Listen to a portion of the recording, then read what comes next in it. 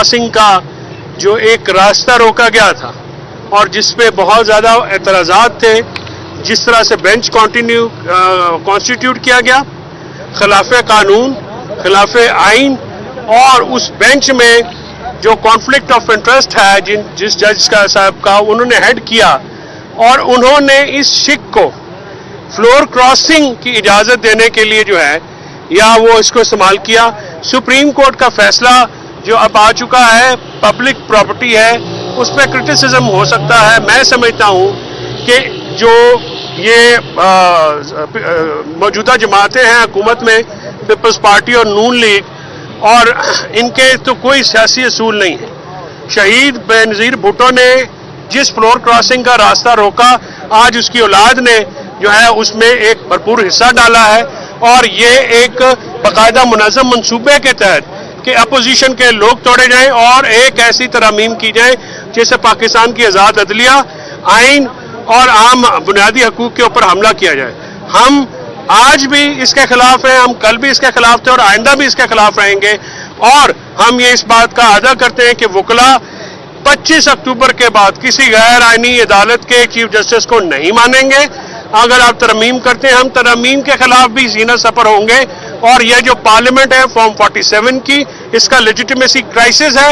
ये एक अवाम के वोटों से मुंतखब शुदा पार्लियामेंट नहीं है। इसको कोई इस्तेहकाक नहीं है कि पाकिस्तान के आइन, पाकिस्तान की जमहूरियत और पाकिस्तान की अदलिया पे हमला करे, और हम इसको एक हमला तस्वर करते हैं और इस हमले के खिलाफ हम आइन और कानून के मुताबिक जो मज़ामत हो सकी हम ज़रूर करेंगे।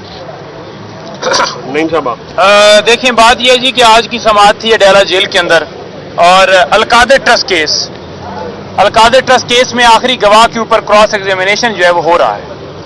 अब बातें तो ये की जा रही थी कि तरमीम के ऊपर फैसले के बाद तो ये केस नहीं चलना चाहिए, और इमरान खान साहब ने खुद बेनिफिट ले लिया है। यहां पर कोई बेनिफिट खान साहब ने नहीं लिया। ना वो ये कह रहे हैं कि मुझे क्लीन चिट दी जाए, मैं लंदन भागूंगा, बल्कि वो कह रहे हैं कि मेरा जीना मरना इसी मुल्क में और इसी मुल्क में रहूंगा।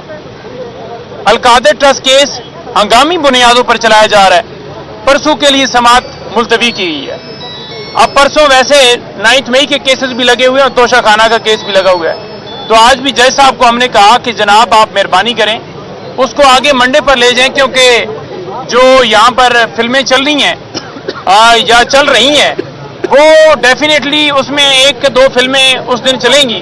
तो लिहाजा इस फिल्म को थोड़ा सा आगे लेकर जाएं, मंडे को भी ये जो है चल सकती है, क्योंकि स्टूडियो जो है ये, क्योंकि ये तो सिनेमा का बना पड़ा है, तो स्टूडियो जो ये है ये बुक है।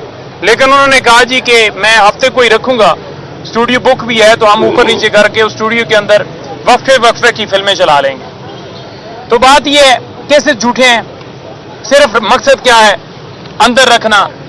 यहां पर ट्रायल की जल्दी है।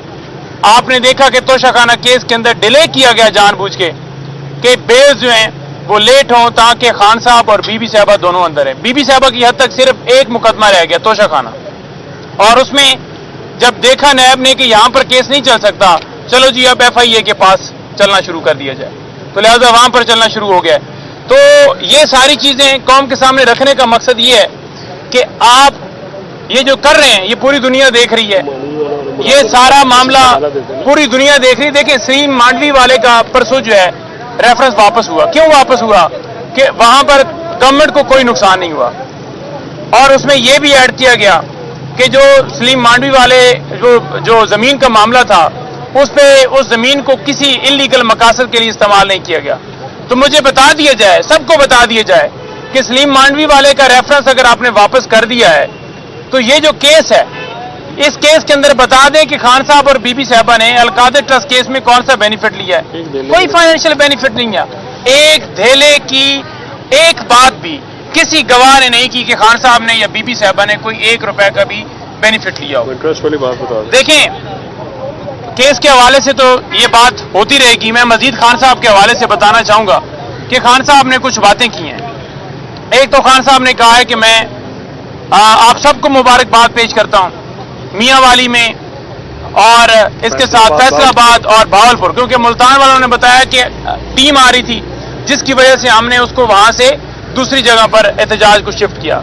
कि सबको मेरी तरफ से मुबारकबाद اتنی فستائیت، گرفتاریاں، چھاپے، کیسز، سارا کچھ ہونے کے باوجود آپ نے بہترین طریقے سے اس ملک کے اندر آزادی کے لیے احتجاج کیا.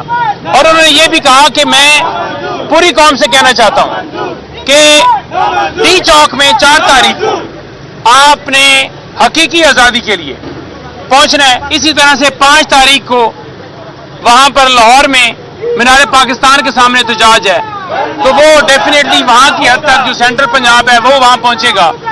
خان صاحب نے کہا ہے کہ اس وقت جو معاملہ ہے، جو ترامیم کے ذریعے یہ چاہتے ہیں کہ ملک کو مزید اندھیرے میں لے کر جائیں، اس کو ناکام کرنے کے لیے آپ نے نکلنا ہے.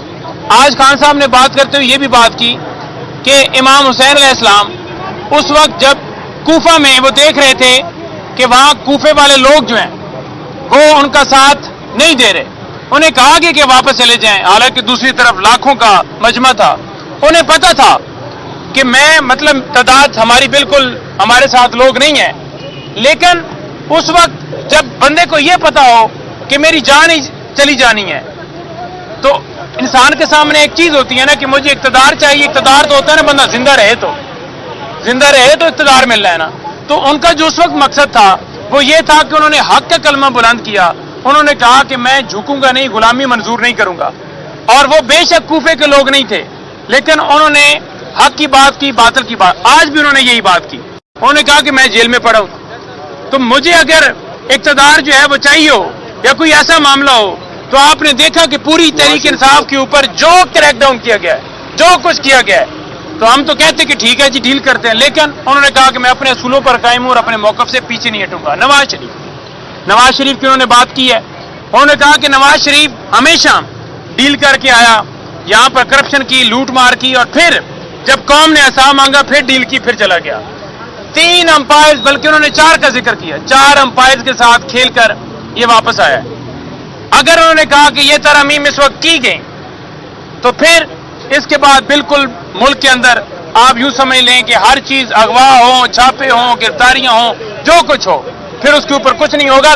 آپ نے ہر صورت اس کے اوپر ریزسٹ کرنا ہے. وکلاء کے حوالے سے بھی انہوں نے خاص طور پر کہا کہ وکلاء کے لیے میرا پیغام ہے کہ آپ تمام لوگ قانون اور آئین کی بالادستی کے لیے نکلیں، اور اس جو یہ گھنونی سازش کرنے کے لیے انہوں نے پلان بنایا ہے، اس کو آپ نے ناکام کرنا ہے. IGKP اس کے حوالے سے خان صاحب نے بات کی ہے، جو وہاں پر جرگے کے اوپر فائرنگ کی گئی ہے. خان صاحب نے کہا کہ جس طرح سے IGKP نے وہاں پر رول ادا کیا ہے یہاں وفاق کی ماں کے اوپر، بالکل اس کے خلاف کارروائی ہونی چاہیے، اس کے خلاف بالکل انکوائری ہونی چاہیے، اور اس کو قانون کے مطابق اس کے ساتھ ٹریٹ کیا جائے. کیونکہ خان صاحب نے اس چیز کو اسٹرانگلی کنڈیم کیا ہے، اور انہوں نے بڑا اس کے اوپر رجسٹ کیا ہے کہ اس نے جو وہاں پر کروایا ہے یہ کسی معاشرے میں، کسی اسلامی معاشرے میں جائز نہیں ہے. آخر میں یہ کہوں گا کہ دیکھیں، خان صاحب نے یہ بات کی کہ ڈیتھ سیل کے اندر رکھا ہوا ہے. یہ میرے خلاف جو ایک پراپوگنڈا جو ہے وہ کیا جاتا ہے کہ جناب عمران خان نے تو بڑی. انہوں نے کہا کہ نہیں، نواز شریف تھا، انہوں نے کہا کہ میں کوئی ڈیمانڈ نہیں کر رہا، نہ میں نے ڈیمانڈ کی کہ مجھے AC والا کمرہ دو یا مجھے یہ چیز دو وہ چیز دو، بلکہ انہوں نے کہا کہ میں جس جگہ پہ ہوں میں نے کوئی ڈیمانڈ نہیں کی. یہ نواز شریف یہ ہاسپٹل میں رہتا تھا، اور زرداری وہ بھی ہاسپٹل میں رہتا تھا، اور ان کے پاس AC تھے، لوگ مل رہے ہوتے تھے. آج بھی 1 مہینے سے زیادہ ٹائم ہو گیا ہے عمران خان صاحب سے پولیٹیکل لوگوں کی ملاقاتیں نہیں ہو رہی، بچوں سے بات نہیں ہو رہی. ان کے جو میڈیکل، وہ انہوں نے ڈینٹسٹ کو بلایا ہوا تھا، اس کو نہیں ملنے دیا جا رہا. آج بڑے عرصے کے بعد انہوں نے وہ اجازت دی اور اس نے جا کر چیک کیا، لیکن پراپر ٹریٹمنٹ تو نہیں ہے نا کہ ایک بندہ آئے گا تو وہ اس کے پاس اوزار سامان نہیں ہوگا اور وہ کہیں گے کہ جناب چیک اپ ہو گیا.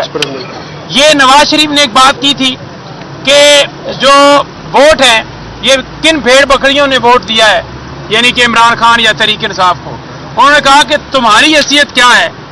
2 حلقوں سے، ایک منسیرے والا اور دوسرا لاہور یاسمیرہ، 74,000 سے یہ بندہ وہاں سے ہارا ہے. اور یہ ہم نہیں کہہ رہے، یہ پتن کی رپورٹ کہہ رہی ہے. تو جس بندے کو خود وہ اس طرح سے گندا ہو کے آ رہا ہے، اس کی بات کی کیا کریڈیبلٹی ہے؟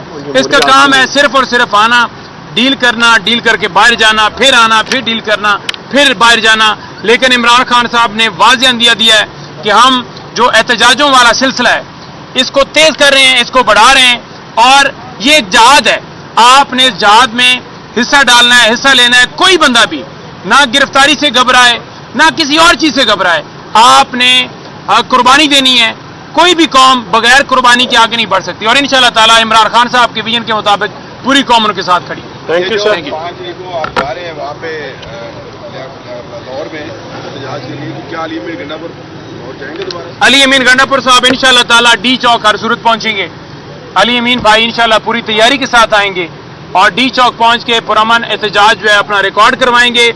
لاہور والا ان کے حوالے سے نہیں ہے, لاہور والا لاہور کے ہے ذمہ. بے شک 2 دن لگ جائیں کیونکہ 4 کو احتجاج ہے, 4 کی رات بھی ہو سکتی ہے, پر دوسرا دن 5 ہے, تو لہٰذا ڈی چوک آنا ہے, ڈی چوک آ کے پروٹیسٹ کروانا ہے اور پھر اس کے بعد اختتام ہوگا.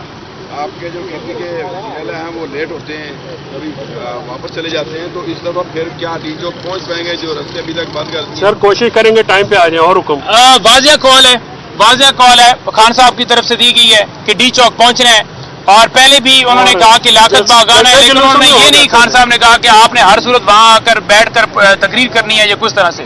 انہوں نے پوری اس وقت بھی کوشش کی, لیکن اس دفعہ جو کال ہے وہ سخت ہے, جس میں واضح طور پر علی امین بھائی بھی اپنا پیغام ریکارڈ کروا چکے ہیں کہ میں ہر صورت ڈی چوک آؤں گا. پوری قوم ڈی چوک پہنچے. Thank you sir. آپ نعرے شعرے بھی لگا دیے, ریکارڈ ہو گیا اب آپ کا.